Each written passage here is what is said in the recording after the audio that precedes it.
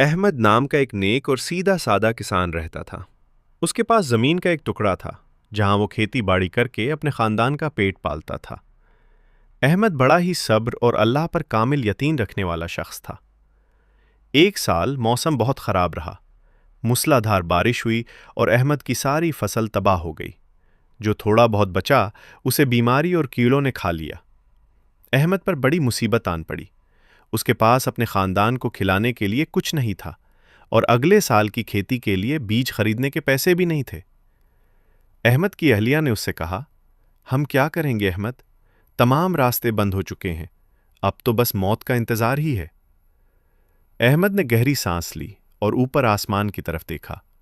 اس نے اپنی بیوی سے کہا، دیکھو، اللہ تعالیٰ کبھی کسی کو تنہا نہیں چھوڑتا۔ ہم نے پوری کوشش کی اور یہ اللہ کا فیصلہ تھا، اب ہم صرف اسی پر بھروسہ کر سکتے ہیں۔ اس نے اسی دن سے بکثرت اللہ کی عبادت کرنا شروع کر دی اور ہر نماز کے بعد اللہ سے مدد اور نصرت طلب کرتا۔ اگلے دن صبح جب احمد پریشان ہو کر اپنے کھیت کی طرف جا رہا تھا تو اس نے دیکھا کہ ایک بوڑھا شخص اس کی طرف آ رہا ہے۔ اس بزرگ شخص نے پرانے اور سادہ لباس پہن رکھے تھے اور ان کا چہرہ نورانی تھا۔ بزرگ شخص نے احمد کو روکا اور پوچھا، کیا تم احمد ہو؟ احمد نے حیرت سے جواب دیا، جی میں ہی ہوں۔ بزرگ شخص نے کہا، میں نے سنا ہے کہ تم غمگین ہو اور تمہاری فصل خراب ہو گئی ہے۔ فکر مت کرو، میں تمہیں کچھ بیج دینا چاہتا ہوں۔ یہ نہایت اعلیٰ قسم کے ہیں اور ساتھ ہی اخراجات کے لیے تھوڑے پیسے بھی۔